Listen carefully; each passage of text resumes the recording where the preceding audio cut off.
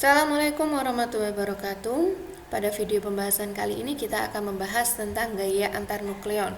Kemudian nanti dilanjut di video selanjutnya kita juga akan membahas tentang model tetes cairan. Jadi jika pada video sebelumnya kita sudah membahas tentang gaya inti, gaya yang terjadi antara penyusun inti atau nukleon, yaitu ada interaksi proton-proton, interaksi neutron-proton, dan ada interaksi neutron-neutron. Nah, sekarang kita akan membahas interaksi yang proton-proton terlebih dahulu. Bagaimana caranya kita bisa mengetahui interaksi proton-proton?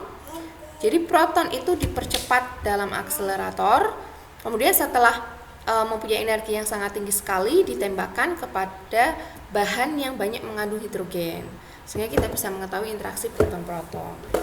Nah, interaksi proton-proton ini digambarkan melalui potensial pada gambar 1. Jadi di sini sumbu X-nya itu menunjukkan jarak interaksinya ya. Kemudian sumbu Y di sini adalah potensialnya. Nah, di sini ada R1 dan ada R2. Jadi kita dari potensial ini kita bisa tahu ketika proton dan proton itu proton-proton berada pada jarak R1, pada jarak R1 sampai dengan R2, kemudian pada jarak yang lebih dari R2, itu interaksi apa yang terjadi antara proton-proton. Karena kan sebagaimana kita ketahui proton dan proton ini bisa mengalami gaya inti, bisa juga mengalami gaya kolom. Nah, ketika proton itu kurang dari R1, nih ya, ini kan di sini kan potensialnya sangat tinggi sekali. Ini potensial tak hingga. Jadi bisa dibilang tidak mungkin ada interaksi proton-proton kurang dari jarak R1. Ya, karena kalau misalnya mau ada interaksi proton-proton yang kurang dari R1, dia harus melalui potensial yang sangat tinggi sekali.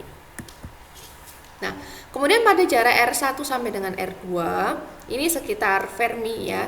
Jadi pada jarak R1 sampai dengan R2, proton dan proton, interaksi antara proton dan proton itu adalah tarik-menarik. Karena pada jarak R1 sampai dengan R2 itu di sekitar inti atom ya. Jadi jarak dengan sekitar Fermi, ordenya itu Fermi, interaksi yang terjadi antara proton dan proton itu adalah tarik-menarik.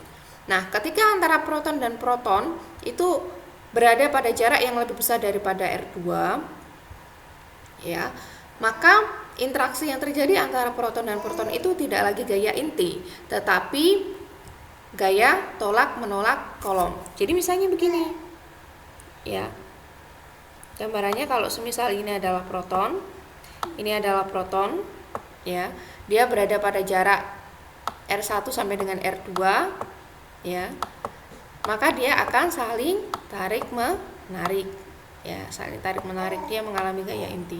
Tapi kalau semisal proton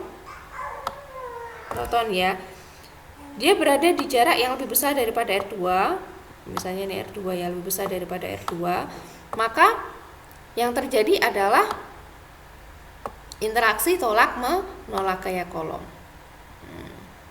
Tuh ya. Jadi kalau misalnya proton sama proton itu sudah LDR-an, ya pasti dia akan tolak menolak gitulah ya. Nah, kemudian bagaimana dengan interaksi neutron dan proton?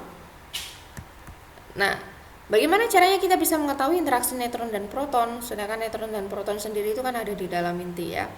Jadi berkas neutron itu dapat diperoleh dari reaktor nuklir.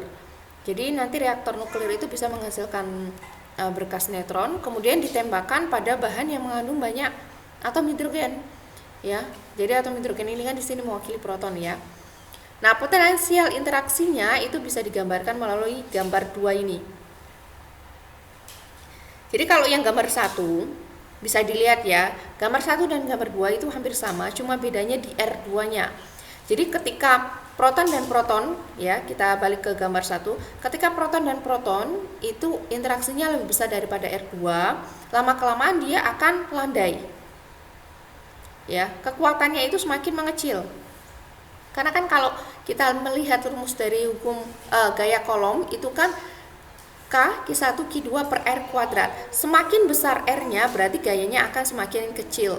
Makanya di sini adalah gambarannya setelah melalui R2 itu dia lama-kelamaan landai. Ya, karena interaksinya semakin lama semakin kecil. Ya, kekuatannya semakin kecil. Nah, bagaimana dengan neutron dan proton? Nah, neutron dan proton itu ya hampir sama ya. Jadi kalau misalnya neutron dan proton itu mau interaksi antara neutron dan proton kurang dari R1, dia harus melewati potensial sangat tinggi sekali. Ya. Kemudian pada jarak R1 sampai dengan R2, ya, interaksi yang terjadi antara neutron dan proton itu adalah gaya inti. Jadi dia saling tarik menarik. Ya, di sini ini, di sekitar sini ini. Ya. Jadi kalau misalnya jaraknya neutron dan proton dia terpisah oleh jarak cuma order Fermi, maka yang terjadi adalah saling tarik menarik. Tapi kalau semisal neutron dan proton itu dia terpisah oleh jarak yang lebih besar daripada order Fermi, maka yang terjadi adalah apa? Nah, tidak ada interaksi. Jadi kalau di sini itu digambarkan ya ini lurus konstan seperti ini. Kenapa? Karena kan neutron dan proton, neutron itu kan dia partikel yang tidak bermuatan, jadi dia tidak mengalami gaya kolom. Jadi ketika neutron dan proton jaraknya itu lebih besar daripada R2, maka tidak ada lagi gaya yang interaksi yang terjadi antara neutron dan proton. Makanya di sini kan cuma stabil seperti ini, karena ini menunjukkan tidak ada interaksi antara neutron dan proton pada jarak yang lebih besar daripada R2. Kemudian bagaimana dengan interaksi neutron dan neutron? Nah, eksperimen neutron-neutron itu sangat sulit dilakukan karena sangat sulit mendapatkan sasaran berupa neutron bebas. Tapi ya prinsipnya sih gaya antar neutron-neutron itu sama seperti gaya antar yang lain ya, seperti neutron-proton dan proton-proton. Jadi intinya kalau yang interaksi neutron-neutron itu hanya bisa terjadi pada jarak R1 sampai dengan R2, atau neutron-neutron itu bisa mengalami interaksi gaya kuat ketika jarak antara neutron dan proton itu sekitar Fermi, order Fermi. Nah,